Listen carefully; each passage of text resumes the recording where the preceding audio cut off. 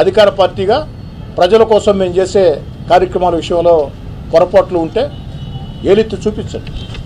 ఖచ్చితంగా కలిసి పనిచేద్దాం. ఒక బాధ్యతాయుతమైన ప్రతిపక్షంగా మీరు ప్రవర్తించండి, బాధ్యతాయుతమైన అధికార పక్షంగా మేము ప్రవర్తిస్తాం. మేము చెప్పే మాటలు నిజాలనుకుంటే ప్రజలు మమ్మల్ని ఆదరిస్తారు, మీరు చెప్పే మాటలు నిజాలనుకుంటే ప్రజలు మిమ్మల్ని ఆదరిస్తారు. అంతేగాని చిల్లర మాటలు, చిల్లర రాజకీయాలు ఇవి కొనసాగిస్తే మీదైన భాషలో మీకు సమాధానం చెప్పక తప్పనిసరి పరిస్థితి వస్తే ఖచ్చితంగా నేను కానీ మా వాళ్ళు కానీ మీకు మీరు మాట్లాడిన మాటలకి 10 సరిపోతుందా, 15 100 వద్దు, తట్టుకోలేదు. 100 వద్దు, తట్టుకోలేదు.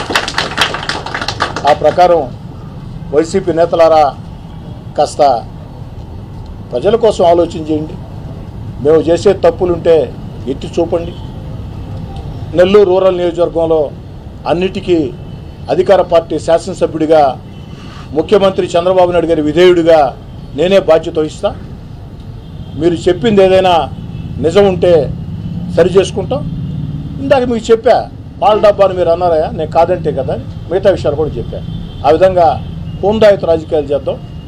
అలా కాదు, మేము చెయ్యం, మేము ఇలాగే చేస్తాం, మేము చిల్లర రాజకీయాలు చేస్తాం, చిల్లర మాటలు మాట్లాడతాం అనుకుంటే దానికి ప్రతిస్పందన కూడా నేను వద్దు అన్నా చంద్రబాబు నాయుడు గారు ప్రతీకార చర్యలు వద్దు అన్నారు కాబట్టి, వేధింపులు వద్దు అన్నారు కాబట్టి, ఏదైనా చట్టబద్ధంగా జరగాలన్నారు కాబట్టి నేను వద్దు అనుకుంటున్నా. కానీ నెల్లూరు రూరల్లో మీరు బరి తెగిస్తే నేను వద్దు అన్న కొంతమంది నా వెంట నడిచే నాయకులు, కార్యకర్తలు అంగీకరించే పరిస్థితి కూడా రాకపోవచ్చు. దాన్ని కూడా కాస్త దృష్టిలో ఉంచుకోండి. చెప్పండి సార్. ఈరోజు నెల రావడం కొత్త కాదు, ఎవరో కొత్త కాదు, కాంగ్రెస్ కానీ శ్రీకాంత్ గురించి ఓటర్ చేయాలని పరిచయం ఇంకేమన్నా 2014లో నేను ఎమ్మెల్యేనయ్యా. నాకు తెలిసి అప్పటికే శ్రీకాంత్ జైల్లో ఉంది, అప్పటికే జైల్లో ఉన్నాడు. ఓటర్ కూడా కానట్టే కదా. నన్ను ఇష్టపడే కుటుంబాలు ఉంటాయండి. నెల్లూరు నగర, రూరల్ జిల్లా అంతా కూడా ఉంటాయి. నేను పరిచయం ఇష్టపడతారు, కొంతమంది ఇష్టపడరు, రెండూ ఉంటాయి. ఇష్టపడేవాళ్ళు ఎందుకు ఇష్టపడతారంటే వాడు కారణం చెప్పాలా, ఇష్టపడిన వాళ్ళు ఎందుకు ఇష్టపడరంటే వాడు కారణం చెప్పాలి.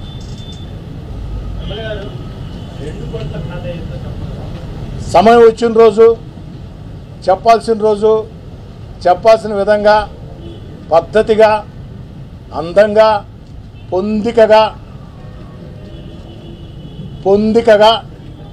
పూల పందిరి కట్టినట్టు తప్పకుండా చెప్తాం. ఆ 2 కోట్ల కథ నేను చెప్పానంటే మా రూరల్ వైసీపీ ఇన్ఛార్జి తల ఎక్కడ పెట్టుకుంటాడో తెలియదు.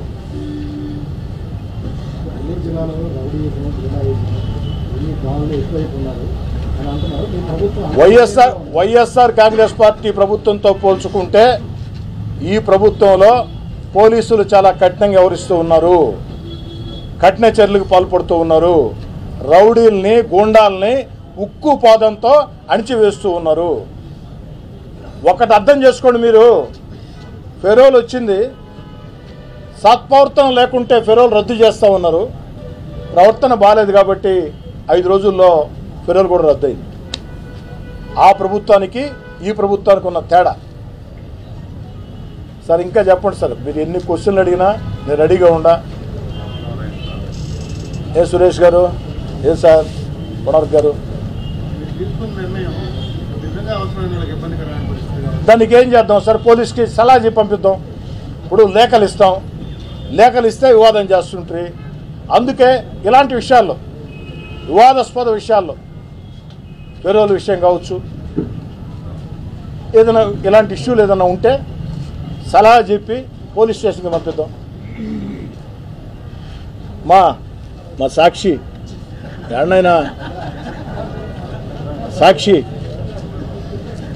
ఏనైనా కెమెరా పెట్టే దూరంగా ఉండవా? ఏమైనా నేను బైకట్ చేసావు, నువ్వు ఎట్ట నువ్వు చెప్పు నువ్వా?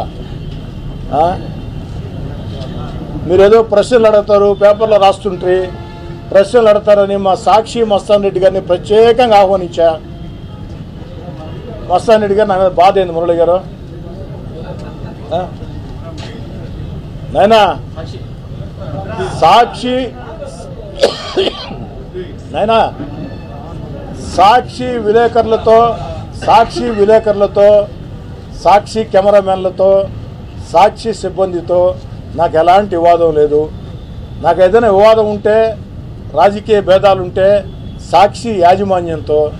ఎందుకంటే సాక్షి పత్రికలో పనిచేసే చాలామంది, సాక్షి కార్యాలయం నెల్లూరు రూరల్లో ఉంది, పనిచేసేవాళ్ళు చాలామంది నెల్లూరు రూరల్లో ఉన్నారు. ఎలక్షన్లో కూడా నాకు వాళ్ళు చాలామంది, అందరం చెప్పను కానీ సాక్షిలో పనిచేసే కింది స్థాయి సిబ్బంది నాకు చాలామంది నా కోసం సాయం చేశారు, పనిచేశారు. కాబట్టి ఎందుకు మీరు దూరం ఉంటారు? దగ్గర రండి, ఇబ్బంది లేదు. నువ్వు వచ్చావు సంతోషం. సాక్షి టీవీ, సాక్షి పత్రిక ఏమైంది?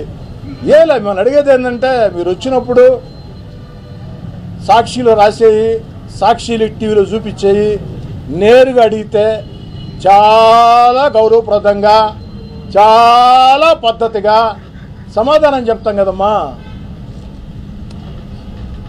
ఇంకా సార్ రాజారావు గారు, ఏ సార్ రాజాబాయ్, ఏ మురళి, ఏ సార్ పెంచలే గారు, ఇంకేమన్నా సార్? ఎన్ని క్వశ్చన్స్ లేమంటారా? లేస్తే 3 రాదు ఇంకా.